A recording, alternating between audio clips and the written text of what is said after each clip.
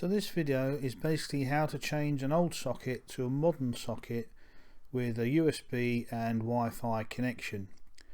But if you're in any doubt of how to carry out this work, do not feel confident in carrying out this work, then for your own sake, please get in an approved electrician to the IEE Wiring Regulations 18th edition, which I believe is also now known as the IET 18th edition. I myself trained to the 16th edition back in 1982 to 85, although I'm an industrial electrician rather than a house basher. As I say, get an electrician in if you have fear of giving yourself electric shock that can cause death, or miswiring which can cause an electrical fire. Okay, let's carry on. So first we find the fuse box and pull the fuse out, or the MCB consumer unit, and switch off the MCB. The relevant fuse or MCB should be marked accordingly, i.e. upstairs sockets or downstairs sockets. Failing that, you can switch off the whole board using the main switch for extra safety and be sure it's dead.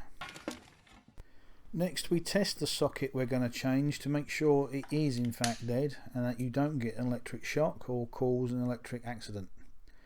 I use this gadget, which is about 10 or 15 pounds from a wholesaler, and as there's no lights on, that tells me that the circuit is dead.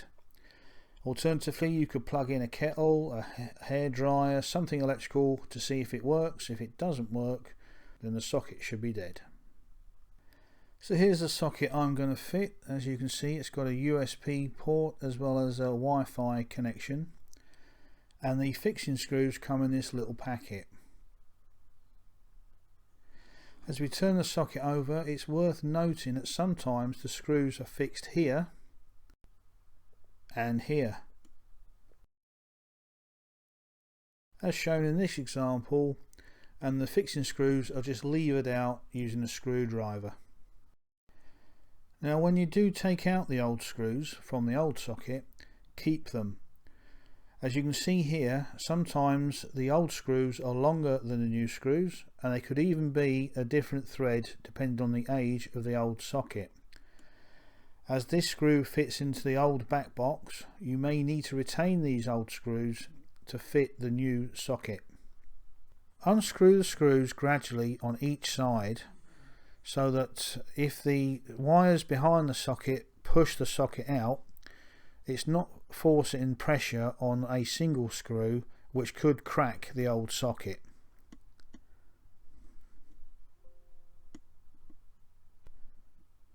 Once the screws are out, you should be able to pull away the socket.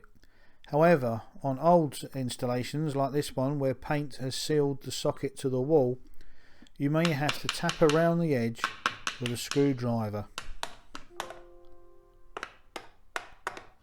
If the socket will still not pull away, then get yourself a sharp knife or a Stanley knife and cut around the edge of the socket where it meets the wall to break the paint seal.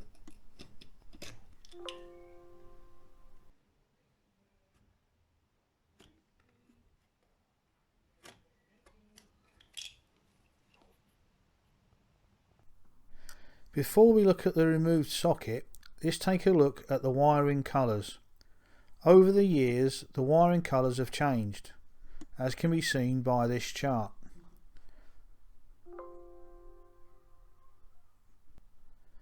The old colour's green, and the colour green and yellow is your protective earth or earthing conductor, PE.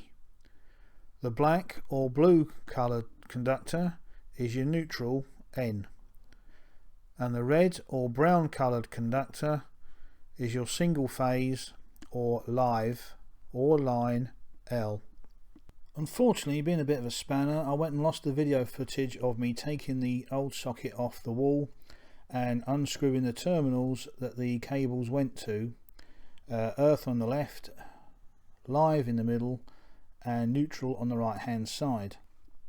As you can see on the live and neutral cables, they are stranded core, and they should be gently twisted together as shown in the middle cable, Makes it easier and a better contact when going into the new socket terminals. As I say, gently twist the single strands together to form a more solid core. However, only gently twist them together. If you over tighten, they will break off, and then the cable will not be able to take the current capacity that it's meant to, so you will have to cut the whole thing off and start again. As you can see, the earth is a solid core, and sometimes the live and neutral conductors are just solid core anyway. As we look at the new socket, we can see that the live, neutral and earth terminals are in a different location to the cables as they presently came out of the old socket. So be sure you match the cables to the correct indication on the terminals, usually L, N or E.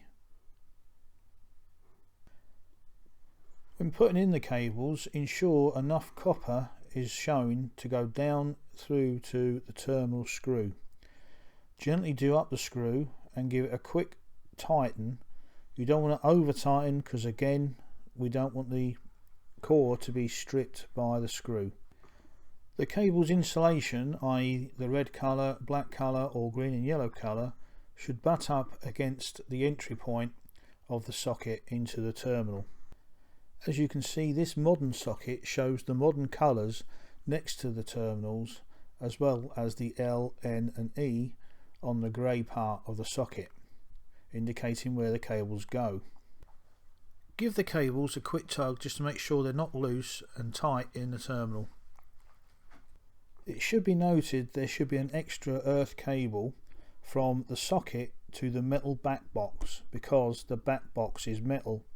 Should a live conductor or neutral conductor come loose and touch the back box, then the earth cable will cause the MCB or the fuse to blow. Unfortunately, due to the time constraints of making this video, I have not put this cable in, but make sure you do. When pushing the socket back to the back box to tighten up the fixing screws that hold it in place, you will find resistance from the cables. To get round this, we must redress the cables so that they are flatter yet still swan neck into the terminals. This allows the socket to then be fitted back into the back box, and we can start putting in the fixing screws. Again, when putting in the fixing screws, do a few turns on one screw and then a few turns on the other, again to stop stress on one screw and the socket potentially cracking due to the wiring pushing back against the socket. When I did my electrical apprenticeship, I was taught to have the slots in the screws facing the same way for professional appearance. However, the socket should be flush against the wall, i.e. there's no gaps for fingers or particles, wires, anything that can be poked through a gap to get to the potential live wires behind the socket. Check the socket is level with a level. If it is unlevel, then one of the fixing lugs that the fixing screw screws into can be varied up or down. After putting the power back on in your fuse board or consumer unit by putting in the fuse or switching the MCB back on, check the socket is wired correctly. Again, I use this gadget. As you can see, I've got 3 green lights indicating everything is correct. Should a red light come up, then there's obviously a fault which needs to be addressed. The gadget has a key chart on it to show what type of fault you may have. Obviously, turn the power off, strip everything down and check and find what the fault is. If you are unable to do this, then we're back to the qualified electrician.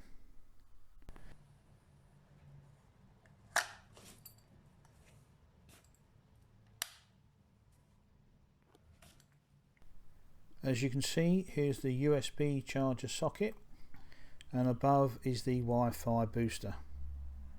Instructions of how to set this up come with the socket. With this modern socket comes these white blanking pieces to cover the screws.